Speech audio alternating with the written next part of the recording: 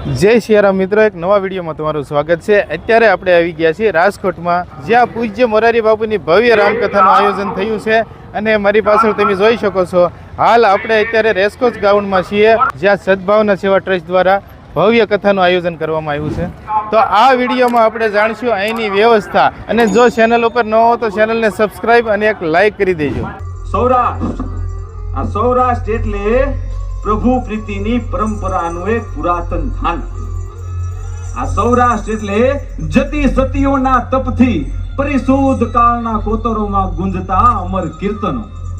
આ સૌરાષ્ટ્ર એટલે શૂરવીરો અને હુરાપુરાના રક્તેથી સિંચાયેલું રણભૂમિનું એક ક્રીડાંગણ। અને આ સૌરાષ્ટ્ર પ્રાંતનો એક શૌર્યવંત, વીર્યવંત અને ખમીરવંત પ્રદેશ એટલે કાઠિયાવાડ।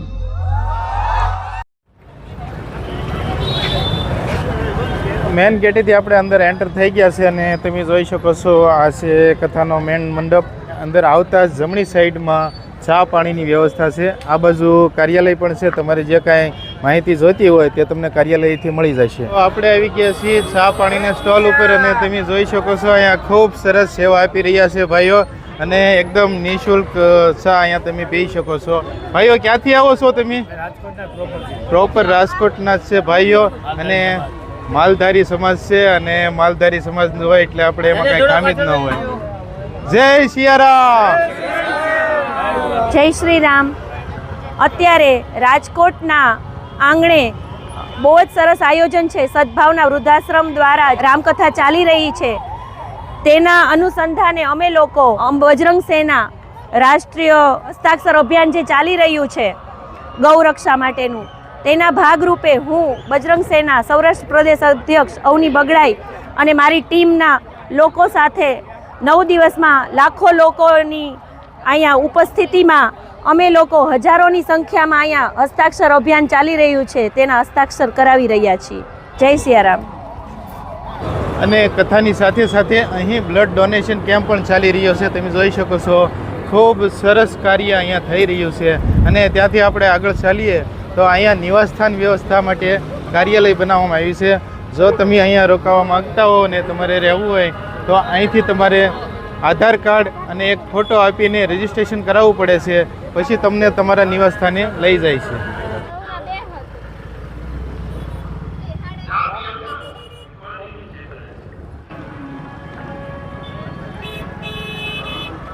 અહીંયા તમે જોઈ શકો છો સદભાવના વૃદ્ધાશ્રમ સદભાવના સેવા ટ્રસ્ટ દ્વારા ભારતભરમાં 150 કરોડ વૃક્ષો વાવીને ઉછેરવાનો સંકલ્પ લીધેલો છે અને તે પૂર્ણ કરવાનો છે।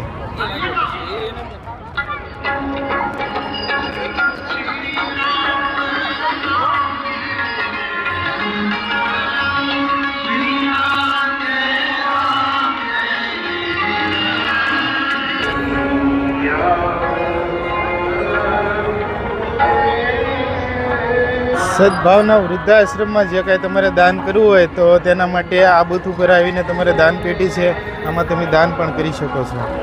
જય સિયારામ, જય સિયારામ, જય શ્રી રામ।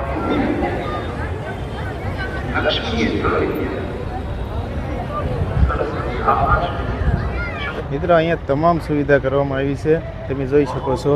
અને આ બાજુ આપણે જોઈએ તો એમ્બ્યુલન્સ છે, કોઈ પણ વ્યક્તિને કાંઈ બીમારી કે બીમાર પડ્યા હોય તો તેની તાત્કાલિક સારવાર મળે। અને તેમની બાજુમાં ફાયર બ્રિગેડની ગાડી છે અને પોલીસ કર્મી પણ છે, અહીંયા પોલીસની ગાડી પણ તમે જોઈ શકો છો। તો તમામ સુવિધા અને એકદમ ખૂબ સરસ વ્યવસ્થા છે। મિત્રો અત્યારે આપણે જોઈ રહ્યા છીએ પર્યાવરણ પ્રદૂષણ મુક્ત પ્રોજેક્ટ અહીંયા બનાવવામાં આવ્યો છે અને ખાસ પ્રદર્શન માટે અહીંયા તૈયારી કરવામાં આવી છે। ગુજરાતના તમામ જિલ્લા અને નદીઓ અહીંયા બતાવવામાં આવી છે, ખાસ પ્રદર્શન અહીંયા ગોઠવવામાં આવ્યું છે। તો મિત્રો અત્યારે આપણે આવી ગયા છીએ વીઆઈપી ભોજનાલયમાં, વીઆઈપી રસોઈ ઘરમાં। અહીંયા તમે જોઈ શકો છો તૈયારી કમ્પ્લીટ થઈ ગઈ છે, ટેબલ ખુરશી બધું લાગી ગયું છે। થોડી જ વારમાં લોકો અહીંયા પ્રભુ પ્રસાદ લેશે અને ખૂબ સરસ વ્યવસ્થા છે। તો ચાલો આપણે આગળની જે વ્યવસ્થા છે તેની પણ આપણે જાણ કરી લઈએ। ગરમી ન થાય તે માટે ખાસ અહીંયા કુલર પણ લગાવવામાં આવ્યા છે, તમે જોઈ શકો છો। આગળ પણ ઘણા બધા કુલર છે।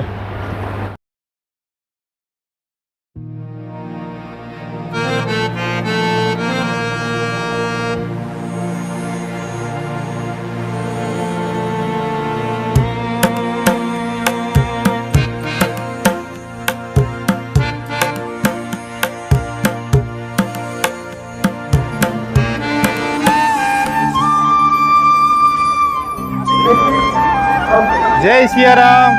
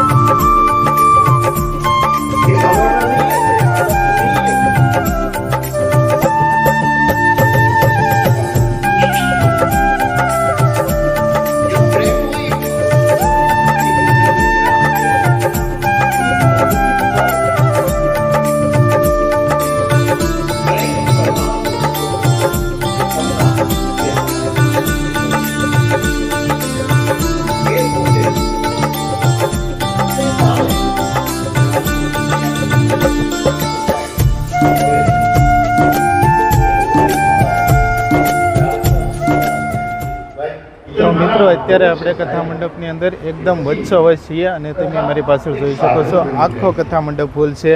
એટલા ભાવિ ભક્તો આજે કથાનું રસપાન કરવા આવ્યા છે પૂજ્ય મોરારી બાપુની, તમે કલ્પના ન કરી શકો. અને લગભગ 40,000 થી 50,000 લોકો આમાં કથાનું રસપાન કરી શકે તેવી વ્યવસ્થા કરવામાં આવી છે. આપણે સદભાવની વાત લઈને બેઠા છીએ. આ કહેવાય સદભાવ, આ કહેવાય. તો સત્યની શપથની જરૂર નથી, પ્રેમને એનું અર્થઘટન કરવાની જરૂર નથી. પછી મને કહીશ કે સાહસ કરીને મહેમાન આવ્યા છે એને કોઈ રૂપિયા ક્યાં એવું ગભરાય, પછી એને આમંત્રણ એ તમે એક ડાયરો કરો અને પછી એમાં એકાદ કલાકારને અમુક આપણે મદદ કરી શકીએ. સાધનો એની લડાઈ પડી ના બે વાક્ય બોલી એને આ સાધ્ય પ્રકૃતિ વૃક્ષો એનું સાધ્ય છે, અવૃદ્ધો એનું સાધ્ય. તેથી કરુણાની ગ્રંથની જરૂર નથી. પૈસા હોય તો જ અમે કરુણા કરી શકીએ. એમાં સ્વભાવ જે એમાં TAL મિત્તલ છોકરો યાદ રહ્યો મિત્તલભાઈ.